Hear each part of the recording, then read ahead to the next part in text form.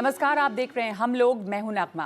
हाल ही में Donald Trump ने अपना पुराना वादा दोहराते हुए एक बार फिर से कहा कि जनवरी 2025 में जब वो सत्ता संभालेंगे तो पहले ही दिन वो बर्थ राइट सिटीजनशिप का नियम खत्म कर देंगे।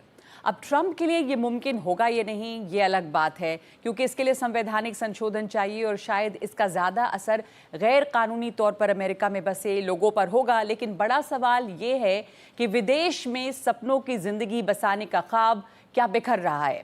अमेरिका हो या कनाडा हो या फिर ऑस्ट्रेलिया हो, सभी देश मंदी की मार भी झेल रहे हैं। इंडिया टुडे के जुलाई 2024 के अंक में एक आंकड़ा छपा, एक आर्टिकल था जिसमें लिखा था कि कनाडा में बेरोजगारी दर जो है वो इस साल जून में 12.6% थी, जो कि कनाडा में एक दशक में सबसे बुरा है और भारतीय यहाँ पर बड़ी तादाद में हैं, तो इस क्राइसिस का सबसे ज़्यादा असर भारतीयों पर पड़ रहा है। यूएस सिटीजनशिप और इमिग्रेशन सर्विसेज के ताज़ा आंकड़े ये दिखाते हैं कि अभी 10 लाख भारतीय अमेरिका में ग्रीन कार्ड की कतार में हैं और साल 2030 तक शायद नौकरी का इंतज़ार करने वालों की तादाद 21.9 लाख पहुंच जाए। तो सवाल ये है कि क्या वो अमेरिकन ड्रीम अब उतना शानदार रह गया है, या अंग्रेजी में जिसे कहते हैं कि is it worth the wait. तो इसके लिए भारतीय युवा इतना लंबा इंतज़ार करें या ना करें, ये सवाल है। हाल ही में भारतीय मूल के एक अमेरिकी सॉफ्टवेयर इंजीनियर ने एक ट्वीट किया जिससे इंटरनेट पर काफ़ी हलचल मची, जब उन्होंने भारतीय स्टूडेंट्स को चेताते हुए कहा कि ग्रीन कार्ड का इंतज़ार 100 साल भी हो सकता है और ये तो संघर्ष की बस शुरुआत है। तो सवाल है कि भारत में मौके किस तरह के हैं? क्या भारतीय स्टूडेंट्स, जॉब सीकर्स अभी भी बाहर जाना चाहते हैं? तो क्यों जाना चाहते हैं? क्योंकि मल्टीलैटरल संस्थानों ने भारत को एक ब्राइट स्पॉट बताया है। 2024 में भारत की जीडीपी 3.9 ट्रिलियन डॉलर थी। स्टार्टअप्स ने सीधी तौर पे और इनडायरेक्टली भी 40 लाख नौकरियां जोड़ी हैं। तो इसी मुद्दे पर आज हम बातचीत कर रहे हैं और हमारे साथ मौजूद हैं रजत सेठी, स्टूडियो में अर्थशास्त्री हैं, जितिन चावला जो इमिग्रेशन कंसल्टेंट हैं, आकृति भाटिया समाजशास्त्री हैं, अक्षय वर्मा जो को फाउंडर हैं फिटपास के, और अक्षय वो हैं जिन्होंने बाहर पढ़ाई भी की, नौकरी भी की और वापस आके यहाँ स्टार्टअप की शुरुआत की और बहुत कामयाबी से स्टार्टअप अपना चला रहे हैं। आकाश ढांडा इमिग्रेशन वकील हैं, वो बाहर से, हिंदुस्तान के बाहर से जुड़ रहे हैं। अमित धामा हैं, आशीष हैं, हमारे साथ में एनआरआई हैं। तो आप सबसे मैं ये समझना चाहती हूँ, आशीष और अमित, कि ये जो बाहर जाने का एक सपना बहुत सुनहरा लगता है। अभी आ रही है जी, अमित और आशीष, आपको मेरी आवाज़ आ रही है? तो मैं आपसे पहले शुरुआती कमेंट की, जो बाहर जाने का सपना बहुत सुनहरा लगता रहा, क्या वो कुछ धुंधला पड़ा है? किस तरह की ज़िंदगी वहाँ पर अब, या मौके अब हैं वहाँ पर भारतीयों के लिए, चाहे वो ऑस्ट्रेलिया की बात हो या आयरलैंड की बात हो? तो ये जो है ना, बहुत लंबा एक चर्चा का विषय है। बहुत सारे बिंदु हैं जिसमें हम स्ट्रेट अवे यही नहीं बोल सकते कि हम वहाँ पे अच्छे, हमें हमें रोजगार के अच्छे साधन मिल रहे हैं या फिर बहुत सारी चीजें मिल रही हैं। इसमें बहुत सारे बिंदु हैं जिसमें विस्तार से हम चर्चा कर सकते हैं। तो मैं आपसे ये जानना चाहूंगी कि जॉब अपॉर्चुनिटीज, चूंकि एक स्लो डाउन देखा गया ज्यादातर देशों में, यूरोप में और भी जगहों पे, तो जॉब अपॉर्चुनिटीज भारतीय स्टूडेंट्स के लिए या जॉब सीकर्स के लिए अब कैसी हैं वहाँ? अभी 2024 डेफिनेटली चैलेंजिंग है। जॉब जो डिमांड और सप्लाई का बैलेंस जो है ना, वो थोड़ा डिस्टर्ब हुआ है अभी। तो इसकी वजह से हर जगह, पूरे यूरोपियन कंट्रीज में, यूएस में, हर जगह पे जॉब्स में तो डेफिनेटली डिक्रीज हुआ है। बट जिसकी जॉब है उनके हिसाब से, जो ऑलरेडी सेटल्ड है उनके हिसाब से, it's a different mindset that they are viewing. But definitely for the people who are coming for the first time, उनके लिए थोड़ा चैलेंजिंग है अभी। ओके, अक्षय, आप बाहर पढ़े भी हैं और वो यंग जनरेशन में आप एक क्लासिक एग्जाम्पल हैं जो बाहर पढ़ने गए, जिन्होंने वहाँ पर अच्छे कॉलेजेस में पढ़ाई की, वहाँ पे काम किया और फिर वापस आए। मैं आपसे जानना चाहूँगी क्यों? हाँ, मैं काफ़ी लोगों का आशीर्वाद था, तो मैं ऑक्सफोर्ड में पढ़ा, कोलंबिया में पढ़ा, नौकरी अच्छी की प्राइवेट इक्विटी में। मैं वापस क्यों आया वो तो खैर मुझे भी पक्का नहीं है। मुझे हमेशा से था कि मुझे अपने देश के लिए कुछ करना है, तो मैं वापस आ गया। एंड आई थिंक वो ज़्यादा इमोशनल डिसीजन था, ना कि ज़्यादा रैशनल डिसीजन। मैं 28 साल का था जब मैं लौटा था, 27 साल का। आई थिंक 27 साल में तो you're a blue eyed boy, आपको सब कुछ लगता है कि आप हर चीज़ हासिल कर सकते हैं, दुनिया आपकी मुट्ठी में है। तो उस समय यही बात समझ के कि इंडिया एक ब्राइट स्पॉट है और एक ग्रोइंग इकोनॉमी है और पोटेंशियल बहुत है, तो मैं वहाँ से यहाँ ट्रांजिशन कर गया। और जब आप आए यहाँ पे तो आपने जो सोचा था, चूंकि आप बहुत अच्छी आपकी क्वालिफिकेशन थी, तो वो जो ब्राइट स्पॉट और जो शुरुआत में स्टार्टअप्स का दौर चला, तो आपने एक स्टार्टअप की भी शुरुआत भी की और बहुत कामयाबी से फिटपास आपका स्टार्टअप चल रहा है। तो ये बताएं कि वो ये जो ट्रांजिशन था वो कैसा रहा? जब आप भारत लौटे तो आपको यहाँ पर किस तरह का माहौल, मौका, इकोनॉमिक अपॉर्चुनिटीज दिखाई दी? आई थिंक मैं इसको बहुत ब्लंटली आंसर कर देता हूँ। एक है चर्चा और एक है स्ट्रक्चरल चेंज।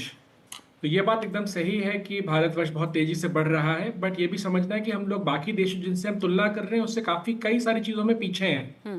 तो जब हम चर्चा कर रहे हैं कि हम एक दिन उनको पार कर लेंगे या उनकी टक्कर पे आ जाएंगे, तो उसमें एक ड्यूरेशन है जो जी। अभी आई थिंक जिस तरह आज आंकड़े हैं उसमें 40-50 साल का फर्क है, केवल अगर हम जीडीपी पर कैपिटा को मैच करना चाहते हैं। बाकी इंफ्रास्ट्रक्चर और स्ट्रक्चरल चेंज पॉलिसीज को मैं छोड़ दूं, केवल पर कैपिटा इनकम में यूएस और इंडिया में 25 गुना से 30 गुना का फर्क है। वहाँ 60,000 है जीडीपी पर कैपिटा, 63,000 पर डॉलर पर कैपिटा इनकम है, और इंडिया में 2500। तो ये जब मैं वापस आया था तो ये और भी स्टार्क था, लेकिन यही बात है कि क्योंकि हम लोग यंग पॉपुलेशन है, डेमोग्राफिक डिविडेंड है, डिस्पोजेबल इनकम बढ़ रही है, तो आप एक बिजनेस बना सकते हैं या आप तरक्की की राह पे जा सकते हैं, आप कुछ बदलाव का भी हिस्सा बन सकते हैं। तो वो रीजंस थे। तो इट वाज मोर इमोशनल। ये नहीं था कि सारा स्ट्रक्चरल चेंज हो चुका था, सारी नीतियां आ चुकी थी। 14-15 में फिटपास शुरू हुआ था, आज हम 24 में, 9 साल की जर्नी हो चुकी है। तो इसमें कई सारे उसके बीच में डिमोनेटाइजेशन देखा इंडिया ने, जीएसटी चेंजेस देखे इंडिया ने। तो अभी हम उस रास्ते पर हैं कि हम एक दिन सुपर पावर बन जाएंगे। जी जी। लेकिन अगर किसी को आज निर्णय लेना है कि आज वो इंडिया में रहे या आज वो बाहर जाए, तो आई थिंक वो एक अपने सेट टाइम सेट प्लेस जैसे हम लोग बोलते थे जी। डिबेट्स में, वो वाला मुद्दा है जी। कि होप है, होप वैल्यू में तो इंडिया के पास बहुत होप वैल्यू है, बट रियलिटी आज की क्या है वो आई थिंक इस ठीक चर्चा का है, तो विषय आपने है। सही कहा कि होप वैल्यू बहुत है, एक ब्राइट स्पॉट भारत है, कुछ बदलाव भी हुए हैं इस दौर में जब आप आए और आज का जब हम बात कर रहे हैं, लेकिन रियलिटी अभी भी ये है कि भारत को अभी वहां पे पहुंचना है। रजत सेठी, आप भी लौटे, तो आप क्या सोच के लौटे और आपको क्या लगता है जो अक्षय बोल रहे हैं कि वो स्ट्रक्चरल चेंजेस अभी पूरी तरह से हुए भी नहीं है, हो रहे हैं, पर अगर हम एक दशक की भी बात करें तो क्या बदलाव दिख रहा है यहाँ? देखिए, मैंने हार्वर्ड से भी पढ़ाई करी थी, एमआईटी से भी इंजीनियरिंग करी थी, और यहाँ पे जो एक पद्धति थी आज से 10 साल पहले कि आईआईटीएन है, अगर आईआईटी से आपने अंडर ग्रेजुएट किया है तो आप विदेश में ही जाएंगे, तो वो सारा थॉट प्रोसेस था कि विदेश में रहना है। वहाँ काम भी मैंने प्रयास शुरू किए और वहाँ पर स्टार्टअप करने का भी प्रयास किया, बट अमेरिका वगैरह में स्टार्टअप, अगर आप इलीगल इमिग्रेंट हैं या आपके पास सिटीजनशिप नहीं है, ग्रीन कार्ड नहीं है, तो आपके लिए वहाँ पर काफ़ी स्ट्रक्चरल प्रॉब्लम्स हैं।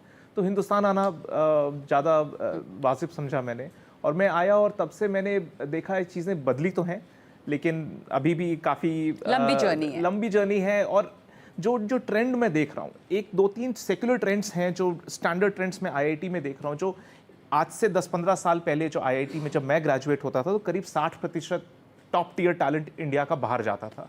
अभी एक सर्वे हुआ आईआईटी बॉम्बे में, मेरे जूनियर्स ने सर्वे वहाँ पे किया, अब जो ट्रेंड है जो 60-70% था, टॉप टैलेंट में सिर्फ 4 से 5% लोग ही बाहर जा रहे हैं। टॉप टैलेंट में आप कह रहे हैं? टॉप टैलेंट में। तो देखिए, इसमें भी जो डिमांड सप्लाई है, अगर आप डिमांड जो हिंदुस्तान से बच्चे यहाँ से भारत से पढ़ के विदेश जाना चाह रहे हैं, उसमें कैटेगरी है। एक है लोअर कैटेगरी जो किसी तरह से भारत से निकल के बाहर में अच्छी संभावनाओं के लिए जाना चाहते हैं, एक मध्यम कैटेगरी है, और एक टॉप टियर टैलेंट है। टॉप टियर टैलेंट एक ग्लोबल सिटीजन होता है, वो चूज कर सकता है किस ज्योग्राफी में रहना है उसको, उसके पास चॉइस होती है। ग्रीन कार्ड की बातें हैं, उनके लिए भी अलग से विशेष द्वार रहते हैं कि वो अलग अलग वीज़ा के एप्लीकेशंस के माध्यम से उनको जल्दी फास्ट ट्रैक लेवल पे भी एक्सेस मिल सकता है। ये लंबी कतार उनके लिए नहीं होती, अगर आप एक्सेप्शनल एबिलिटी के हैं टॉप मोस्ट टैलेंट के लिए उतनी लंबी कतार नहीं होती, वो आज भी नहीं है। तो टॉप टियर टैलेंट को अपॉर्चुनिटी दिखती है, उनको हिंदुस्तान में भी अपॉर्चुनिटी दिखती है, तो उसका जो डिसीजन होता है, उसका क्या रुझान है जी, उसके बेसिस पे वो डिसीजन लेता है। लेकिन बाकी जो टियर्स हैं उनमें ज्यादा चर्निंग हम लोग देख रहे हैं, ज्यादा उठापटक हम लोग उसमें देख रहे हैं। बिल्कुल जितिन, आपको ये नजर आ रहा है क्या ट्रेंड, जैसा रजत कह रहे थे कि जो टॉप जहाँ पे टैलेंट है वहाँ पे कुछ कमी हुई है ब्रेन ड्रेन पे, लेकिन जो लोग जा रहे हैं वो एक मीडियम सेगमेंट या उसके नीचे कुछ वो लोग जैसे कनाडा स्पेशली जाते हैं कि किसी तरह से घर ज़मीन बेचकर कनाडा चले जाना है और वहाँ बेहतर संभावनाएं हैं, ये दिखा। पर क्या ट्रेंड आपको दिख रहा है अभी? तो तीन चीज़ें हैं और थोड़ा सा मैं वो कहूँगा कि हम लोग इमिग्रेशन ही we are counsellors, we are career counsellors. तो हम स्टडी अब्रॉड में, स्टडी इन इंडिया दोनों में हेल्प करते हैं। तो सबसे पहले एक तरह से अभी भी मतलब एक पॉपुलेशन है which is like top 5% of India. तो वो लोग तो सबसे अच्छी जगह जाके पढ़ाई करके और अपने बिजनेसेस या फिर अपनी जॉब्स करना चाहते हैं। फिर एक नेक्स्ट काफ़ी सारा मिडिल क्लास है जो कि अच्छा करना चाहता है, उनके लिए कि मुझे या तो सबसे अच्छा इंस्टीट्यूट मिल जाए इंडिया में, मुझे IIT मिला, IIM मिला तो मैं यहीं पढ़ूंगा और मैं बाहर नहीं देखूंगा। लेकिन वहाँ भी अब आ गया है कि मैं IB स्कूल से हूँ तो मेरी साथ के 90% बच्चे बाहर अप्लाई कर रहे हैं, तो मेरा सोशियो इकोनॉमिक ग्रुप सारा वहाँ जा रहा है। तो मैं ट्रेंड की वजह से वहाँ जा रहा हूँ। इट्स नॉट कि मैंने बहुत एनालाइज़ किया, बट मैं जा ही रहा हूँ वहाँ पर। और तीसरा फिर एक तरह से जो मैं कहूँगा बहुत छोटे शहरों में हैं, अब उनके पास अपॉर्चुनिटी की कमी है, तो वो या तो बड़ी सिटीज़ आते हैं या फिर बाहर चले जाते हैं। तो उनका भी बाहर जाना स्पेशली आफ्टर ग्रेजुएशन बढ़ गया है, काफ़ी बढ़ गया है। तो एक साइड पे ट्रेडिशनल डेस्टिनेशन जैसे US, UK, कनाडा में तो काफ़ी कमी आई है, लेकिन दूसरे साइड पर नीदरलैंड्स, फिनलैंड, इनमें नीदरलैंड, फिनलैंड, आयरलैंड, इनमें बढ़ोतरी हुई है। तो आप कह रहे हैं कि अमेरिका जाने वालों में या फिर कनाडा जाने वालों में कुछ कमी भी आई है, क्योंकि वहाँ पे क्या जॉब अपॉर्चुनिटीज भी कम हुई हैं, एक स्लो डाउन भी इकोनॉमी में। जैसे कनाडा में तो बेरोजगारी दर जो है वो एक दशक में सबसे ज्यादा है। तो डेफिनेटली ये चीज़ हुई है कि भाई जॉब्स कम मिल रही हैं और थोड़ा बायसेस भी बढ़ गए हैं इंडियंस के टुवर्ड्स। लेकिन अगर मैं US कहूँगा तो वहाँ जाने में कोई कमी नहीं हुई है। अगर मैं आंकड़ों को देखूं तो साल अभी भी लोग जाने के लिए कतार लगी हुई है। कतार इसलिए लगी हुई है कि somehow US has marketed themselves so well कि मतलब they are the topmost। But कई दफ़ा ये चीज़ें सामने आती है, जैसे जिस ट्वीट की मैं बात कर रही थी कि वहाँ रह रहे लोग ये बता रहे हैं कि इतना सुनहरा भी सब कुछ नहीं है, आप आ तो जाएं, बस जिंदगी पूरी आपकी वो H1B वीज़ा और उसके चक्कर लगाते लगाते ही निकल जाएगी। वो भी अपना प्रेरोगेटिव है, क्योंकि हो सकता है कि भाई मेरी तो बहुत अच्छा यहाँ बिजनेस फैमिली है और मैं पढ़ाई करके बट मैं जाना अच्छी जगह, मैं कॉर्नेल जाना चाहता हूँ, MIT जाना चाहता हूँ, हार्वर्ड जाना चाहता हूँ, मैं वर्ल्ड के सबसे अच्छे इंस्टीट्यूट पढ़ के और वापस आके इंडिया में काम करना चाहता हूँ। और यही नहीं, अगर हम अपने बहुत जाने माने पॉलिटिशियंस को देखें तो बहुत लोग बाहर पढ़ के और इंडिया में आके काम किया, पॉलिटिक्स कर रहे हैं। और क्यों नहीं।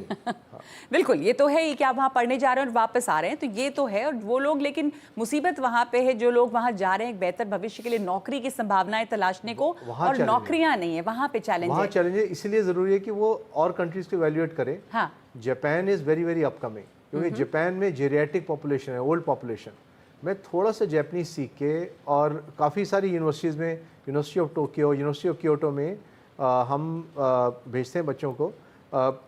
कोई ज़्यादा प्राइसिंग बहुत US की तरह नहीं है। आप जो हैं वो करियर काउंसलिंग के तौर पे जो स्टूडेंट्स यहाँ पे भी हैं और जो सुन भी रहे होंगे, आपकी क्या सलाह होगी कि अगर स्टूडेंट्स जाना चाहें बेहतर संभावनाओं की तलाश में, तो कौन सी कंट्रीज अपकमिंग हैं? तो सबसे ऊपर मैं मानूंगा जैसे फिनलैंड, आयरलैंड, नीदरलैंड्स, उसके बाद जापान। यहाँ पे वहाँ पे संभावनाएं हैं नौकरियों की भी? बिल्कुल। फिनलैंड में मुझे PR मिलता है, परमानेंट रेजिडेंसी मिलती है जी। तो 4 साल मैं वहाँ रहूँगा, मेरा डिग्री का टाइम इंक्लूड करके, तो आई गेट अ PR। ऐसे ही जर्मनी में अच्छी अपॉर्चुनिटीज़ हैं। जर्मनी में थोड़ा सा लैंग्वेज का रहता है, तो हम एडवाइस करते हैं स्टूडेंट को कि भाई आप B1 B2 नहीं तो A1 A2 तो करके जाओ, या चलो वहाँ जाके कर लो। तो ये जो टॉप डेस्टिनेशंस थे जी, इंग्लैंड, अमेरिका, कनाडा, इनमें कुछ कमी आई है, और दूसरे, और ऑस्ट्रेलिया और बाकी जो है वो दूसरे देश जो है थोड़े अपकमिंग हैं। ऑस्ट्रेलिया में ऐसी कमी नहीं आई है, लेकिन ऑस्ट्रेलिया में क्या है, कैपिंग आ गई है। ऑस्ट्रेलिया ने इस साल पहली बारी ऑस्ट्रेलिया भाई हम नंबर ऑफ स्टूडेंट्स कम करना चाहते हैं, हम जो बहुत सारे भीड़ कॉलेजेस में आ रही थी वो सब नहीं चाहते। जी, ऑस्ट्रेलिया ने कैपिंग कर दी, इसलिए हर यूनिवर्सिटी की कैपिंग हो गई है। तो ऑस्ट्रेलिया में अभी भी अच्छी डेस्टिनेशन है, लेकिन जितने लोग जाना चाहते हैं वर्सेस जितने स्पॉट्स अवेलेबल हैं उसमें चैलेंजेस आ गए हैं। पर एक उसके बाद सवाल ये, जैसे हाल ही में जब डोनाल्ड ट्रंप अभी फिर कह रहे हैं कि जब वो चुने आ जाएंगे और जब वो सत्ता संभाल लेंगे प्रेसिडेंट के तौर पे, तो वो पुरानी बात जो करते रहे हैं कि वो बर्थराइट सिटीजनशिप की बात ख़त्म करेंगे। हालांकि वो होगा या नहीं होगा इसके बहुत लोगों को संशय है कि कर पाएंगे या नहीं, पर वो कह रहे हैं। और वो इमिग्रेंट्स को लगातार टारगेट करते हैं और भारतीयों पर भी इसका अच्छा खासा असर शायद होगा। तो एक तो यहाँ पे हो गया। आकाश जी, हमने ये भी देखा है कि कनाडा में भी जो भारतीय हैं उसमें लंबी लंबी लाइंस लगी हुई है। एक वीडियो आया था कुछ दिनों पहले, पता नहीं सही या गलत, लेकिन एक रेस्टोरेंट में काम करने के लिए अप्लाई करने वालों की, स्टूडेंट्स की कतार थी जिसमें मेजॉरिटी इंडियंस थे। तो कई बार ये भी लगता है कि बहुत अच्छा आपको वहाँ पे ट्रीटमेंट नहीं मिल रहा, वहाँ स्ट्रगल भी बहुत ज़्यादा है। और इस तरह से अब ट्रीटमेंट, जैसे आप देखें ट्रंप का बयान ही और भारतीयों पर भी असर पड़ेगा, तो ये सब चीज़ें जो बदली हैं, एक अप्रोच बदला है, उसे देखते हुए क्या लगता है कि भारतीयों के लिए अब बाहर जाना या कब तक देखेंगे हम विदेश की राह? मैं इमिग्रेशन इंडस्ट्री में पिछले 4 साल से काम कर रहा हूँ। मैंने यूके की लॉ फर्म में भी काम करा है, कनाडा में भी डिफरेंट डिफरेंट प्रोविंसेस में काम किया है।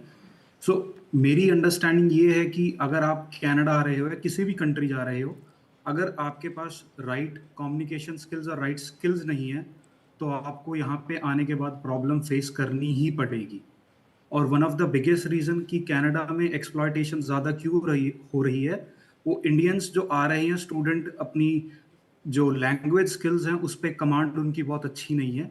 वो बिल्कुल हिंदी में या हरियाणवी में, पंजाबी में बात करना चाहते हैं, then they end up going to कि जो इंडियन एम्प्लॉयर है उसके ही पास चले जाते हैं। सो इंडियन एम्प्लॉयर इंडियन को हमेशा एक्सप्लॉयट करेगा कि इस स्टूडेंट को अभी मनी की ज़रूरत है, इसको फीस भी पे करनी है, अपना डेली रूटीन का एक्सपेंसेस भी निकालना है, तो वहाँ पे एक्सप्लॉयटेशन बहुत ज़्यादा है।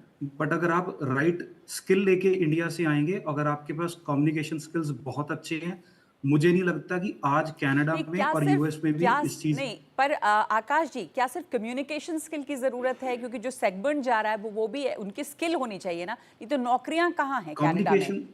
कम्युनिकेशन स्किल्स और आपका कोई भी किसी भी इंडस्ट्री का कोई स्किल। ओके जी अगर जी लेट्स से मैं बिल्कुल छोटी सी बात करता हूँ, अगर आपको पेंट करना भी अच्छे से आता है, this is a skill in Canada. अगर आपको पेंट करना भी आता है, तो अगर हम इंडिया के पेंटर को देखें तो महीने का 8 से 10 हज़ार रुपए ही इंडियन रुपीज में ही कमाएगा वो। और अगर मैं यहाँ पे किसी पेंटर को देखूँ, चाहे वो बिल्कुल इनिशियल स्टेज पे है, 3 से 4 महीने उसको काम सीख के हुए हैं, he can earn yearly like जी नियरली $300 $350 पर डे, जी जो कि जी बहुत अच्छी अमाउंट है। ओके सो मेरा कहने का मतलब एम्फेसाइज सिर्फ इस चीज पे है कि अगर आप राइट स्किल लेके आ रहे हो, तो मुझे नहीं लगता कि किसी भी कंट्री में आपको like with in couple of months उसके बाद आपको प्रॉब्लम फेस करनी पड़ेगी। स्ट्रगल अमित जरूर है, जी, अमित मतलब आपको क्या इनिशियल लगता है क्या ये सिचुएशन है या कुछ बदलाव आया है? मैं नौकरियों की बात कर रही हूँ, जो उम्मीद में लोग जाते हैं, क्या नौकरियां हैं? क्योंकि यूरोप के कई देश हो गए, अमेरिका, कनाडा है, वहाँ पे स्लो डाउन है इकोनॉमी में, तो उनके आप अमेरिका को ही देख लें, बार बार make America great again and America for Americans की बात जब आती है, तो वैसे में हमेशा एक डिस्क्रिमिनेशन है बाहर। अब मैं टॉप टैलेंट की बात नहीं कर रही हूँ जिनको दुनिया का कोई भी देश बुलाना चाह रहा है, पर जो आम लोग जाते हैं। अमित, आपकी आवाज नहीं आ रही है, म्यूट हैं आप। हाँ बोलिए। बिल्कुल एक मैं आपकी बात से बिल्कुल सहमत हूँ। यहाँ पे नौकरियों में कमी आई है, पर ये जो अभी जो आप बात कर रहे थे कि कम्युनिकेशन स्किल और उससे बात कर लें, उससे एक नॉर्मल स्किल से हमें बात मिल जाएगी, दैट इज फॉर कि डे टू डे तुम अपनी लाइफ चला लोगे, लाइक जो स्टूडेंट्स जो जिस टाइप का जॉब लेते हैं। बट अगर जो मैं हाई टीयर या फिर प्रोफेशनल जॉब लेनी है, तो definitely Ireland is one of the country जहाँ पे यूरोप में इंग्लिश बोली जा रही है। तो यहाँ पे सारा कॉरपोरेट है, जॉब बहुत ज़्यादा है, and I have been here from last 11-12 years। और तब से जो मैं ट्रेंड देख रहा था, you look for a job you get it. The lot of Indian students जो यहाँ पे आए हैं, आयरलैंड की जैसे बात आप उन्होंने कर रहे हैं, आयरलैंड में भी ये आयरलैंड की बात सिचुएशन कर, है? नहीं अभी आराम से जॉब मिल जा रही है, अभी भी मिल जा रही है? ओके आराम से जो अभी भी मिल जा रही थी, बट पिछले 2024 से, जैसे मैंने पिछली बार कहा, 2024 के बाद जो है वो थोड़ा डिमांड सप्लाई का इम्बैलेंस हुआ है। और जॉब ढूंढने में जो पहले इमीडिएटली 1 महीना या 15 दिन में मिल जाती थी, उसमें 2-4-6 महीने भी लग रहे हैं। और एक अभी जो मेरा मित्र था, उसने अपने भाई को बुलाया था यहाँ पे पढ़ाने के लिए, उसका जॉब नहीं लग पाया, तो वो वापस उसको इंडिया जाना पड़ा, क्योंकि यहाँ पे स्टडी वीजा के बाद तुम्हें 2 साल का वर्क मिलता है जी जॉब ढूंढने के लिए, तो जी उसको 2 साल में जॉब नहीं मिल पाया। तो डेफिनेटली यहाँ पे थोड़ा अभी स्ट्रगल है 1-2 साल से, बट ये ऑल ओवर द वर्ल्ड है, क्योंकि सारी कंपनियां जो है, बड़ी बड़ी कॉर्पोरेट कंपनियां जो है, वो एम्प्लॉयज को निकाल रही हैं। तो मार्केट में ये जो- इन्फ्लक्स ऑफ एम्प्लॉय आ गया है। जी जी, जो आपने कहा ना डिमांड सप्लाई में इम्बैलेंस है और ये दुनिया भर का ट्रेंड है, तो ऐसे में अक्षय आप कैसे देख रहे हैं इस समस्या को? ये जो इम्बैलेंस है डिमांड सप्लाई का और रिसेशन है और बड़ी बड़ी कंपनियां भी देख रहे हैं हम कि वहाँ पे भी एम्प्लॉयज़ को निकाला जा रहा है, तो ये एक स्लो डाउन है। ऐसे में अगर हम भारत को देखें तो क्या आपको लगता है भारत की पोजीशन इसके मुकाबले? देखिए, तो मैं ऑब्वियसली मैं अपने व्यक्तिगत एक्सपीरियंस से बताता हूँ। मैंने अपना करियर जब शुरू किया था लंदन में, तब 2008 था, जब ग्लोबल फाइनेंशियल मेल्टडाउन शुरू हुआ था, जब लीमन ब्रदर्स क्रैश हो गया था, बेयर स्टर्न्स बंद हो गया था, नॉर्दर्न रॉक रन हो गया था। तो उस समय भी यही बातें थी। इकोनॉमिक क्राइसिस था, यूरोप और यूएस बैकफुट पे थे। इंडिया में कभी उतना ओवर लेवरेज था नहीं, तो इंडिया उस समय बचा हुआ था। 2010 में डबल डिप था। तो ये बातें पहले भी हो चुकी हैं कि ये बड़े जो हमारे इकोनॉमिक कंट्रीज हैं, इकोनॉमिक पावर हाउसेज हैं, वहाँ पे मंदी है या स्लो डाउन है। पहले समझना है कि उन लोग का स्तर कहाँ पे है। एक बार इन दोनों, अगर मैं बस नौकरी के पर्सपेक्टिव से बात कर रहा हूँ, $1 बिलियन जो कंपनीज अपना रेवेन्यू रिपोर्ट करती हैं, भारत में मुश्किल से 100 होंगी, अमेरिका में 2000 होंगी। जी। $100 मिलियन, मतलब अगर केवल 800 करोड़ का रेवेन्यू देखना है तो भारत में मे भी 500-600 होंगे। यूएस में पब्लिकली लिस्टेड 3000 हैं, जो प्राइवेट कंपनीज होंगी वो और होंगी। अगर आप ऐसे कंपेयर करने लगेंगे तो आप समझेंगे कि जिस व्यक्ति को भी काबिलियत है और जो नौकरी खोजना चाहता है, just by the share volume of job जो अमेरिका या इंग्लैंड में या यूरोपियन कंट्रीज में एग्जिस्ट कर रहा है, सारे कॉन्टिनेंटल यूरोप छोड़ दीजिए, बट यूके में और यूएस में जो एग्जिस्ट कर रहा है इज फार मोर देन जो इंडिया में एग्जिस्ट कर रहा है। बिल्कुल जी। तो बाय जी। तो by general law of number में उधर जाऊंगा, मैं आकर्षित होऊंगा क्योंकि मेरी probability of getting a job higher है। अब जब लोग बोल रहे हैं मंदी है वहां पे, तो वहां पे वो देश हमेशा ही 2-3% पे ही ग्रो कर रहा हुआ आ रहा है, बट वो 2-3% से जब वो गिरता है तो वो 1.5 पे गिरता है। भारत में ऐसा नहीं होता है। भारत अभी हम लोग का रियल जीडीपी शायद 6 या 7% पे ग्रो कर रहा होगा। पिछले क्वार्टर हमारा क्रेडिट ग्रोथ भी गिरा है बाय 6 या 7%। तो जब आप इस सब, और हमारा इन्फ्लेशन भी उनसे तेज है, हमारे स्ट्रक्चरल इश्यूज भी हैं, तो जब आप एज अ, जो मैं आपको कह रहा था कि अगर आप कंपाउंडिंग पर ही बेसिकली सोचिए ना कि वो कंट्री 2% पे ग्रो कर रही है, आप 6 पे कर रहे हैं, ठीक है। वो आज $63,000 जीडीपी पर कैपिटा है, हम 2,500 है। अगर हमको बराबर होना है ना, सिंपल मैथ्स पे हमको 50 साल लगेगा। जी। बेसिक कंपाउंडिंग मैथ्स से 50 साल। तो मेरे 50 साल तो आज है ना, मैं 20 साल का तो आज हूँ। तो क्या मैं 70 तक वेट करूंगा कि हम बराबर होंगे, या मैं आज जाऊंगा क्या बेहतर बेहतर मौके, अपॉर्चुनिटी की बिल्कुल। तलाश में। हाँ, तो अक्षय बहुत लॉजिकली आपने समझाया और इसके इकोनॉमिक्स समझाई कि अभी कितना भी स्लो डाउन हो रजत वहाँ पर। अक्षय की बात का आप क्या कहेंगे? आप अग्री करते हैं कितना भी स्लो डाउन है, by share volume of jobs available और अपॉर्चुनिटीज अभी भी बेहतर हैं भारत के जो करंट स्टेटस है, जो देखिए, वर्तमान है? आप बहुत बड़े ग्लोबल ट्रेंड्स की बात करेंगे तो शायद ऐसा लगेगा, बट मैं आपको बताऊं, हार्वर्ड बिजनेस स्कूल का जो करंट क्लास ग्रेजुएट हुआ, मेरे जूनियर्स हैं वहाँ पे, वो सब मुझे बताते हैं वहाँ पर करीब 40% लोग अभी भी जॉब्स ढूंढ रहे हैं, एक्टिवली एस्पिरेशनल जॉब्स की तलाश में हैं। उसमें भी हार्वर्ड बिजनेस स्कूल से तो ऊपर कोई बिजनेस स्कूल नहीं है। ये एस्पिरेशनल जॉब है, लेकिन वो लोग जो अक्षय बात कर रहे हैं, जो यहाँ पर बेहतर संभावनाओं इसीलिए की मैं बोल तलाश रहा हूँ कर कि रहे कई हैं। सारे बड़े बड़े ट्रेंड्स हैं। एक बड़ा ट्रेंड इसमें एआई भी है। अगर गूगल जो है, जो कि एक बहुत बड़ा एम्प्लॉयर रहा है भारत मूल से निकले हुए सॉफ्टवेयर इंजीनियर्स का, अगर आप उसकी बात करें, गूगल ने पब्लिकली अनाउंस किया कि 25% सॉफ्टवेयर जो बन रहा है वो एआई बना रहा है, और वो 25 से 50% होगा। तो बड़ी बड़ी कंपनीज जो है, माइक्रोसॉफ्ट, गूगल, ट्विटर वगैरह, इन सब में जहां पे सबसे ज्यादा फनल था हमारे सॉफ्टवेयर इंजीनियर्स के जाने का, वो कम हो जाएगा। तब भारतीयों के लिए और समस्या आएगी, प्लस ऊपर से रेसिज्म है। तो बहुत सारी ऐसी चीजें हैं जिसकी समस्याएं बढ़ती जा रही है।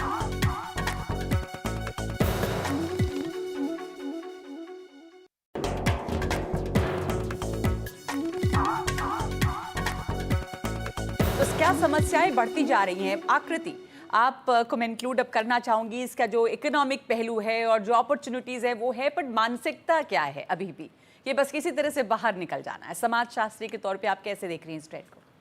जी, तो जिस तरीके का logic rural to urban migration का होता है, जो एस्पिरेशंस की बात की, जो कि एक ब्लू कॉलर मजदूर वर्ग में भी है, जो कि एक मिडिल क्लास अर्बन के मानसिकता में भी है और जो टॉप टैलेंट और इवन अपर क्लास की लोगों में भी देखा जा रहा है, जो मात्र स्टैंडर्ड ऑफ लिविंग के लिए भी बाहर जा रहे हैं कि यहाँ प्रदूषण बढ़ गया है, ट्रैफिक बढ़ गया है और कहने को वहाँ पर उतनी सुविधाएं अवेलेबल नहीं। आप यहाँ पे हाउस हेल्प और तमाम सर्विसेज जो हैं बहुत चीप रेट्स पे ले सकते हैं। डोमेस्टिक वर्क का अगर हम देखें तो मिनिमम वेज से बहुत बिलो यहाँ पे ये सब सुविधाएं अवेलेबल हैं, पर वहाँ पे ये सब बहुत कॉस्टली है। तो इसीलिए बहुत जो अपर टू अपर क्लास है, अल्ट्रा अपर क्लास है, वो लोग भी बाहर शिफ्ट हो रहे हैं। तो हमें इसको अलग अलग कैटेगरीज में देखना पड़ेगा। स्टूडेंट हैं, स्टार्टअप कम्युनिटी है, ब्लू कॉलर है और वाइट कॉलर है। क्या मैं अगर ये पूछूं कि क्या उस वो लालसा या चाह में कोई कमी आई है कि हम बाहर चले जाएं और वहीं बेहतर जिंदगी है, कि यहाँ ऐसा कुछ लगता है? अभी डायस्पोरा की जो स्टडीज आ रही हैं, हाँ। जिसमें हमारी भी ऑर्गेनाइजेशन ने एक पायलट स्टडी अभी किया है, तो एस्पिरेशंस तो बढ़ रहे हैं, बढ़ ही रहे हैं कि हम क्योंकि बाहर आप जाएं। देखिए कि जो इंटरनेट और तमाम जो एक्सपेंशन चल रहा है कनेक्टिविटी का, तो people have become more mobile जी। साइकोलॉजिकली एज वेल, जी। Not just physically. तो ये सारी चीजें हैं और मिडिल क्लास को ये भी लगता है कि हमारा जो टैक्सेशन और लॉस सिस्टम है वो तो फर्स्ट वर्ल्ड वाला है, लेकिन जब अब जो सर्विसेज मिल रही हैं वो थर्ड वर्ल्ड वाली मिल रही हैं। लाइफस्टाइल जो यहाँ पे मिल रही है आपको। और सबसे इम्पोर्टेंट है जिस पे मेरा काम है, जो कि lower class working class population है। आपने डंकी मूवी देखी होगी शाहरुख खान की, और उसमें काफ़ी रियलिटीज़ को भी रिफ्लेक्ट किया गया है कि किस तरीके से जो और एक फिनोमिना होता है स्टार्ट फ्रेश फिनोमिना।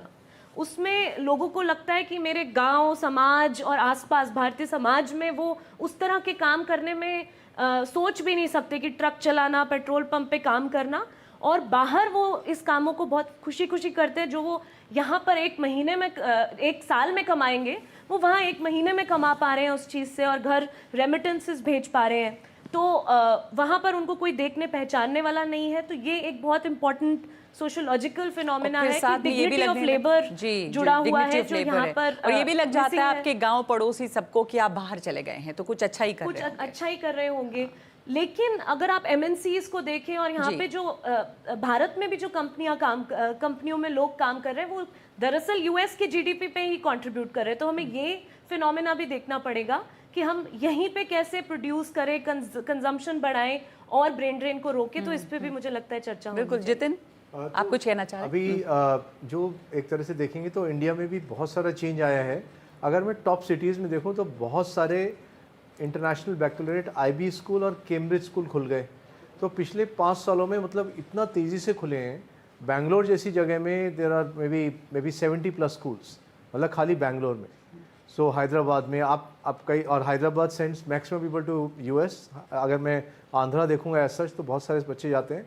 तो इंटरनेशनलाइजेशन जो हुआ है खासकर से टॉप क्राउड के लिए, तो एक्चुअली में उनके पास चॉइस ही नहीं है, क्योंकि सारे बच्चे फिर वैसे ही सोच रहे हैं। अगर मैं पढ़ रहा हूँ एक इंटरनेशनल स्कूल में, मैं 2nd क्लास में सिंगापुर जा रहा हूँ ट्रिप के लिए, मैं 4th क्लास में समर कैंप के लिए नासा जा रहा हूँ, तो मेरी शुरू से ही ओरिएंटेशन की भाई मैं इंटरनेशनली पढ़ूंगा। तो मेरे पास चॉइस ही नहीं बची। लेकिन हाँ, उससे जो नेक्स्ट लेवल के स्कूल्स में आया, वहाँ भी मुझे आ रहा है कि देखो, या तो मैं टॉप IIT IIM कुछ अच्छे क्रैक कर लिया, नहीं SRCC क्रैक कर लिया, नहीं तो मैं बाहर भी रखूँ। और इनफैक्ट मेरे पास बच्चे हैं जो दोनों लेके चलते हैं कि भाई हम 60% आउटसाइड है, 40% इंडिया है, या रिवर्स 40% इंडिया है और 60% आउटसाइड है। So people play this side कि भाई I want the best institution. एक पॉइंट ऐड करना चाहूंगी। मैं भी Shri Ram college of commerce से हूँ। वहाँ पर डॉइश बैंक में प्लेसमेंट भी हो रहा था, जो जर्मनी भेज रहे थे, पर मुझे नहीं लगता सबका जो मेंटालिटी वैसे ही काम करेगा। I joined JNU, did masters in sociology and then Delhi School of Economics से PhD किया। अभी पोस्ट डॉक के लिए फिर से बहुत इंटरनेशनल अपॉर्चुनिटीज आई, but then I chose to join ICSSR, जिसमें स्कॉलरशिप का अमाउंट का स्तर आप देखेंगे कि बहुत गैप है, बहुत गैप है। उसमें अराउंड 32,000 पर मंथ मिल रहा है यहाँ पर, और वहाँ पर आप जीरोस ऐड कीजिए, सही तो बात वो है। डिफरेंस है। तो जो मेरा मूल सवाल था उस पर फिर लौटेंगे आप लोगों के पास कि क्या ये जो एक चमकता हुआ सपना था वो कुछ फीका भी पड़ा है, और अगर बाहर में चैलेंजेस भी बड़े हैं तो फिर भी क्यों बाहर जाना चाह रहे हैं भारतीय। पर आप लोग जो हमारे साथ मौजूद हैं, आप में से कुछ लोगों के सवाल हैं, माइक आपके पास है, पूछना चाहेंगे तो मैं इंक्लूड करना चाहती हूँ कि आप में से कॉलेज में भी पढ़ने वाले लोग हैं। आप जाना चाहेंगे बाहर, या आपका कोई सवाल है इसे लेकर, या आप आप बताइए पहले आप। मेरी बेटी बाहर है यूएस में। एक्चुअल में ये कुछ बच्चों का सपना होता है कि हमें बाहर जाना, यहाँ इतना पोल्यूशन है, यहाँ इतना ज़्यादा कंपटीशन है, इतना ज़्यादा पॉपुलेशन है, तो एक मिडिल क्लास पेरेंट्स भी सोचता है कि क्या करें, भेजे ना भेजे, फिर बच्चे के हिसाब से हम उसको भेज देते हैं, मगर अल्टीमेटली वहाँ जाके भी बहुत डिफिकल्टी है। ऐसा वहाँ पे नहीं भी है, मुश्किल है वहाँ पे आपको? बहुत मुश्किल है। अब जैसे H1B मिला बच्चे को, H1B के बाद अभी बाइडेन ने कुछ लॉक रख रखा है कि आप उसके आगे ग्रीन कार्ड के लिए अप्लाई नहीं कर सकते हैं, तो वो सब भी तो ये समस्याएं आ रही हैं, तो अभी फिर भी। भेजने के बाद भी स्ट्रेस होता बच्चों है। को देखिए जिनको H1B मिलता है वीजा, वो शुरू करते हैं काम करना, अगर नौकरी चली गई वहां तो हायर एंड फायर है, वो तो आपको नोटिस पीरियड भी नहीं देंगे। एक महीने में आपको चाहिए दूसरी नौकरी, वरना आपका H1B खत्म, तो आप बैक करके वापस आइए। देखिए, अगर कोई बहुत अच्छे इंस्टीट्यूट से पढ़ाई करी, अगर आपने जिस चीज़ के लिए गए आपने उसकी स्किल्स डेवलप करी, आप फाइनेंस को समझे, आपने इन्वेस्टमेंट बैंकिंग में काम किया, आपने पोर्टफोलियो मैनेजमेंट में काम किया, तो वो स्किल लेके आप एम्प्लॉयबल हैं। तो I would like to distinguish between employment opportunity and employability. तो एम्प्लॉयबिलिटी कई बारी हमारे यहाँ से इंडिया से जो लोग जा रहे हैं, और किसी एक हमारे पैनल पे भी किसी ने बात करी थी ये, तो काफी लोग जा रहे हैं, उनका एम्प्लॉयबिलिटी की कमी है, वो स्किल्स डेवलप ना कर रहे हैं ना वहाँ तो जितिन जी जो ये कह रही है ना, वो पहले भी बात हुई कि यहाँ उसी चीज से आप भाग रहे हैं कि इतनी यहाँ कंपटीशन, इतनी आबादी है, वहाँ शायद बेहतर मिले, पर वहाँ भी जाके अगेन एम्प्लॉयबिलिटी और वो सारी समस्याएं तो वहाँ भी हैं। जो टॉप रंग है वो तो एक अलग है, उनको तो कहीं भी नौकरियां मिल रही हैं, पर जो और लोग जा रहे हैं जो अच्छे हैं,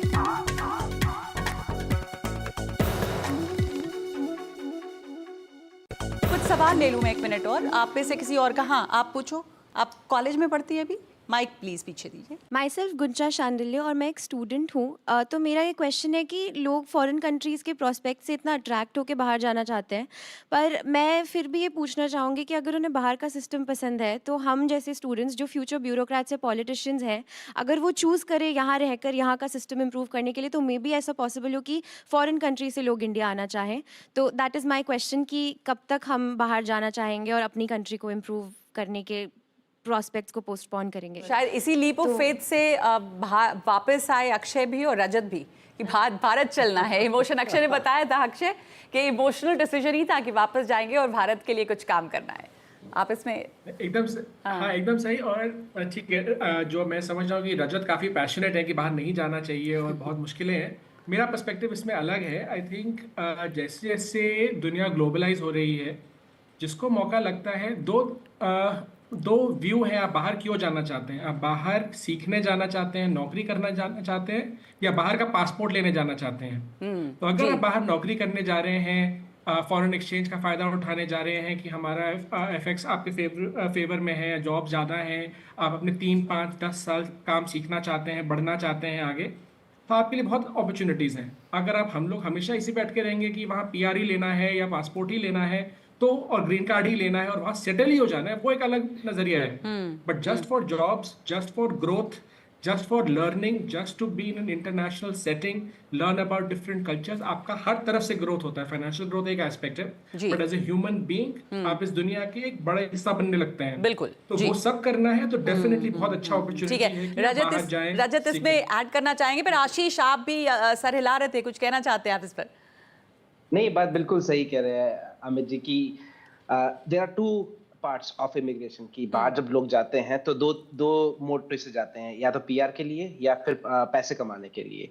अगर जो पैसे कमाने के लिए जाते हैं, वो उनका मोटिव सिर्फ सिंपल होता है कि यहाँ पे सिर्फ क्योंकि डॉलर वैल्यू या जो भी करेंसी में वो कमा रहे हैं उसकी वैल्यू ज़्यादा है, तो they would be able to accumulate more money, ज़्यादा पैसा कमा के घर वापस जाके घर पे सेटल होके या वापस इंडिया में इन्वेस्टमेंट करके वहाँ पे कोई बिजनेस स्टार्ट करेंगे। That is one aspect of it. जो दूसरा एस्पेक्ट है, जो PR का स्ट्रगल है, जो कि I think is the lucrative thing, लोग पासपोर्ट के चक्कर में वहां बैठे रहते हैं। तो नकबा जी, उस टॉपिक पे आते हुए मैं ये बोलना चाहूंगा कि I think the biggest concern here is कि अभी भी जो हम जैसे लोग बाहर बैठे हैं, हम ये सुनहरा सपना बेच रहे हैं इंडिया को कि यहाँ पे लाइफ बहुत ही बढ़िया है, जो कि गलत है। मैं वही पूछना चाह रही थी कि कैसी है, वहीं रहना चाहेंगे कि वापस आना चाहेंगे?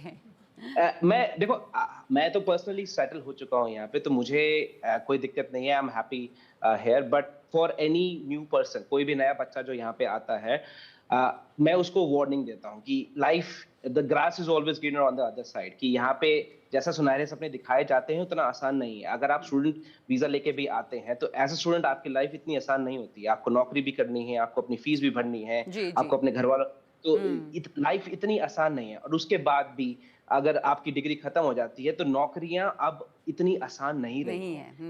तो ये इस समय की एक रियलिटी है कि हमेशा लगता है grass is greener on the other side, पर वहाँ पे अपनी समस्याएं भी हैं। पर जैसा अक्षय भी कह रहे हैं कि मौके भी हैं, आप एक ग्लोबल सिटीजन भी बनते हैं, एज ए ह्यूमन बीइंग आपको ग्रोथ की अपॉर्चुनिटीज भी होती हैं। आप मैम इसमें जोड़ना चाहती हैं? आपका बच्चा भी बाहर जाना चाहता है? जी मैम, मेरा बेटा अभी बीटेक जस्ट कंप्लीट किया है और उसका सपना है कि वो अभी तो 2 साल वो काम करेगा, इंडिया में ही काम करेगा, बट फ्यूचर में उसको जाना है।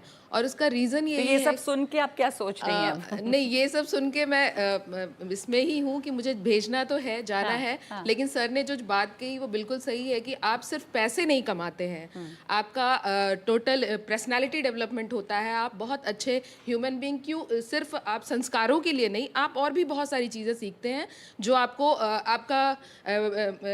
आप एक्सप्लोर करते हो इंडिया को। जैसे हम कहते हैं कि हम एक जगह रह के कूप मंडूप हो गए, तो हम दुनिया घूमेंगे तो हमारा माइंडसेट अलग हो जाएगा, हम और चीज़ों के बारे में और ब्रॉड वे में सोच सकते हैं, कुछ और सीखे, हाँ जी, जरूर। और एक पॉइंट मैं और जोड़ना चाहूँगी, और इकोनॉमिकल वे में भी हम इंडिया में, मेरा बेटा अगर हमने जेई की प्रिपरेशन कराई लेकिन समहाउ वो नहीं निकाल पाया, तो क्या मेरा बेटा उस कैलिबर का नहीं था? मेरा बेटा उस कैलिबर का था, बट समहाउ वो नहीं निकाल पाया।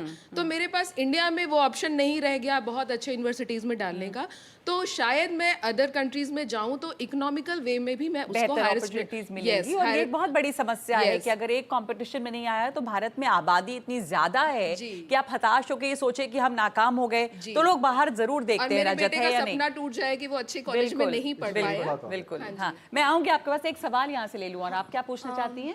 नाम क्या है आपका, कहाँ पढ़ती हैं? मेरा नाम इशिता सिंह है एंड मैं पॉलिटिकल साइंस की स्टूडेंट हूँ, second year. As a student मैं यहाँ पे आई थी, मेरे को लगा कि मेरे को कुछ सोल्यूशन मिलेगा यहाँ पे इस डिबेट के बाद, बट आई थिंक कि ये और ज़्यादा कंफ्यूजिंग हो गया है। क्या आप चाहती थी कि बाहर जाएं ना जाएं, या नहीं? मैं बाहर तो नहीं जाना चाहती थी कभी, लेकिन मेरे घर में हैं जो कि अभी भी बहुत लोग बाहर जाना चाहते हैं, बट अभी भी उन्हें वो वहाँ पे चले गए हैं, बट अभी भी उन्हें वो फैसिलिटीज़ एंड वो सिक्योरिटी नहीं मिली है। जैसा कि लाइक यूरोप गए हैं, वहाँ पे वही है कि सिक्योरिटी आपको अभी भी नहीं है। इवन अगर आप इंडिया में रहते हैं तो आपको एज ए लाइक अगर आप कॉलेज में ही एडमिशन लेना चाहते हैं तो आपको रिजर्वेशंस के थ्रू जाना पड़े, उसके बाद कहीं वहाँ पे सिक्योरिटी नहीं आने की किस तरह की? नौकरी की सिक्योरिटी, सोशल सिक्योरिटी है, भेदभाव है? फिर भेदभाव भी हम देख सकते हैं। जर्मनी में मेरे कुछ थे फैमिली मेंबर्स, वो जर्मनी गए, वहाँ पे उन्हें भेदभाव, एंड वो विद इन 6 मंथ्स उन्हें वापस लौटना पड़ा। ठीक है, आप में से किसी और का कोई सवाल? आप पीछे माइक देंगे प्लीज। एक और सवाल लो, फिर उसके बाद में आपके पास जी। मेरा नाम मंशा है, मैं कॉलेज स्टूडेंट हूँ, and I think when I talk about ये कि एजुकेशन के लिए मेरे पर्सपेक्टिव्स ग्रेजुएशन के बाद क्या है, सो आई सी कि अगर मैं एक इंडियन इंस्टीट्यूशन की बात करती हूँ तो बहुत ज़्यादा कॉम्पिटिशन है अच्छे इंस्टीट्यूशंस में, एंड अगर उससे नीचे लेवल के उसमें हम जाएँ तो वहाँ पे उतनी यूनिफॉर्मिटी नहीं है, एक लेवल ऑफ एजुकेशन सबको नहीं मिल पा रहा है, विच इज़ वाई नीट और IIT JEE ऐसे टाइप के एग्जाम्स के लिए इतना ज़्यादा फाइट है, इतना ज़्यादा लोग वो कर रहे हैं। ऐसे ही अगर हम बाहर के नेशंस में देखते हैं तो जो यूनिवर्सिटीज़ हैं वो एट सम लेवल वो प्रोवाइड कर पा रहे हैं, इरिस्पेक्टिव ऑफ कि उनका ब्रांड नेम क्या है एंड वो क्या है। सो आई थिंक इंडिया की जब हम एजुकेशन सिस्टम की बात करते हैं, सो वो भी बहुत बड़ा एक कॉन्ट्रीब्यूशन देता है towards students who are planning to go abroad, and वो जाते हैं even though all these things we get to know कि opportunities नहीं है, शायद या जॉब नहीं है। यहाँ पे अपॉर्चुनिटीज़ की कमी है, जिस तरह का कंपटीशन और जितनी आबादी है उससे बचने के लिए भी कुछ लोग बाहर जाते हैं, बट जैसे ये बता रही थी यहाँ पर कि उनके भी रिलेटिव्स बाहर में हैं और वो सोशल सिक्योरिटी या फिर तमाम तरह की जो सिक्योरिटी वो ढूंढ रही थी वो नहीं भी मिली। तो एक बात जो मुझे समझ में आ रही है कि भारतीयों के लिए या बाहर देशों में रहना थोड़ा मुश्किल भी हुआ है, इतना आसान नहीं है, लेकिन अपॉर्चुनिटीज अपनी जगह पे हैं।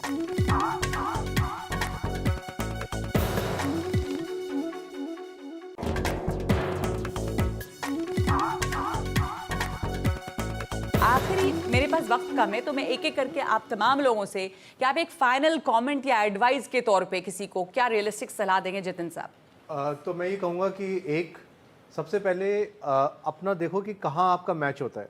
तो इंडिया में काफ़ी लोग खाली सब्जेक्ट्स चूज़ कर लेते हैं क्योंकि समाना ऐसे कह रहा है कि अच्छे बच्चे हो तो साइंस कर लो, PCM PCB।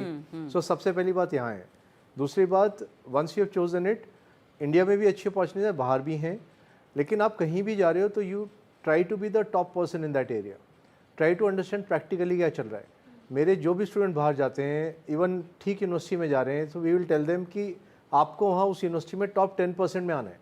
आप टॉप 10% में आओगे, 10% बोलते हैं बट इवन 20% तक भी आओगे टॉप, तो you will still get a job. Problem तब है जब आप बॉटम 10% में आते हैं। और वही प्रॉब्लम तो यहाँ भी, उससे बचने के लिए वहाँ जा रहे हैं, फिर वो वहाँ पे उसी रैट रेस में रहे हैं। आप, मैं एक आऊंगी आपके पास भी, आपका कमेंट आकृति इस पर क्या है, आप क्या सुझाव देंगी? जी, तो एक अनुमान के मुताबिक 15 से 20 बिलियन डॉलर और बढ़ते हमारी जीडीपी पे अगर ये टैलेंट यहीं रुकता और 2030 तक $1 ट्रिलियन और ऐड होते। तो हमें, जैसा कि एक स्टूडेंट ने भी यहाँ पे सजेस्ट किया कि वो भावना ज़रूर होनी चाहिए अपने देश के प्रति कि आप यहाँ रुकें और अपना टैलेंट और यहाँ जॉब हंट करें, यहाँ पे कुछ इनोवेशंस के मौके ढूंढें, मौके तैयार करें और किस तरीके से उस पर हम काम कर सकें, ये बहुत ज़रूरी है। स्टेम इंडस्ट्री जिसको बोलते हैं, साइंस, टेक्नोलॉजी, इंजीनियरिंग, मेडिसिन या मैथमेटिक्स, इन चीज़ों में जो है मोस्टली ब्रेन ड्रेन हो रहा है। तो ये अच्छे लोग जो तैयार हो रहे हैं अच्छे यूनिवर्सिटीज़ और इंस्टीट्यूशन से, वो बाहर जा रहे हैं, तो उसको कैसे रोका जाए वो इम्पोर्टेंट है। हायर एजुकेशन पे कैसे हम बढ़ा सकें वो बहुत इम्पोर्टेंट है, क्योंकि प्राइवेट यूनिवर्सिटीज़ आम जनमानस अफोर्ड नहीं कर सकते, और जो स्पेसिफिक बहुत कम ऐसी पब्लिक यूनिवर्सिटीज़ हैं जिसमें सब एंटर कर सके। चलिए, एक सवाल पे रजत आपका और अक्षय दोनों का जवाब मुझे चाहिए कि जो मैंने सवाल पूछा था कि हम कब तक देखें विदेशों की राह, तो क्या भारत ने अब वो अपॉर्चुनिटी प्रोवाइड कर दी है कि विदेशों की राह देखना लोग छोड़ दें? देखिए, कैसे प्रोवाइड कर सकते हैं, इतनी जल्दी तो होने नहीं वाला कुछ। एक बड़ा ट्रेंड ये है कि वहाँ पे एजिंग पॉपुलेशन है विदेश में, यहाँ पे यंग पॉपुलेशन है, लोग यहाँ से मूव करेंगे ही करेंगे। आज अगर आप शेफ़ हैं तो शेफ़ के लिए रेड कारपेट डाल के वीज़ा देगी बाहर की सरकारें। इतना डिमांड है शेफ्स का, इतना डिमांड है ट्रक ड्राइवर्स का, इतना डिमांड है नर्सेस का। तो ये मेगा ट्रेंड्स, ये इसको कोई पलट नहीं सकता। लेकिन भारत में कुछ चीज़ें करने की ज़रूरत है। जो लोग बाहर से वापस आए हैं हिंदुस्तान में, ऐसा एक क्रिटिकल मास बन चुका है। उस क्रिटिकल मास को आप और कैसे बढ़ाएं, कैसे नर्चर करें।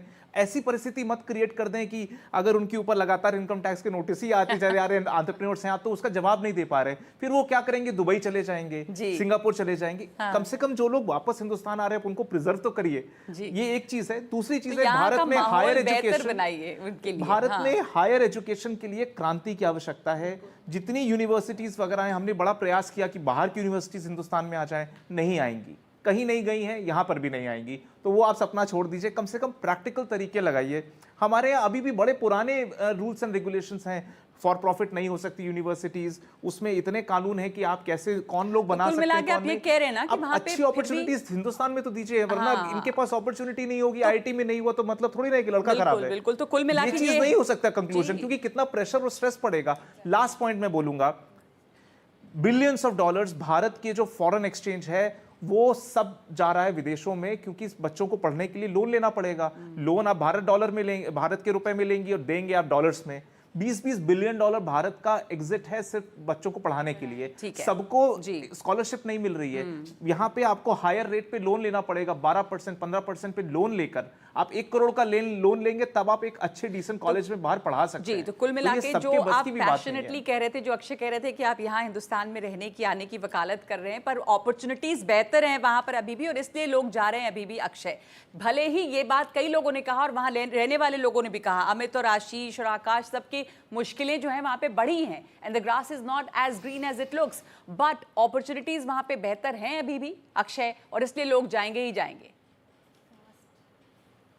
एग्जैक्टली ये बात एकदम सही है कि वहाँ लोग जाएंगे, एंड बट ये भी एकदम सही है कि इंडिया ग्रोइंग है। मैं खुद वापस आया हूँ, हम लोग खुद इतने लोगों के साथ हम काम करते हैं, उन लोगों के लिए नौकरियाँ क्रिएट की। आई थिंक इंडिया को ज़रूरत है जॉब क्रिएटर्स की। आई थिंक निष्कर्ष यही पॉइंट आ रहा है बार बार कि हमारे पास अपॉर्चुनिटीज की कमी है। आबादी उतनी बड़ी प्रॉब्लम नहीं है, क्योंकि आबादी ही हमारा होप है, हमारा डेमोग्राफिक डिविडेंड है, और हमें सुपर पावर में प्रोपेल करने के लिए भाई आबादी ही हमारा फोर्स है।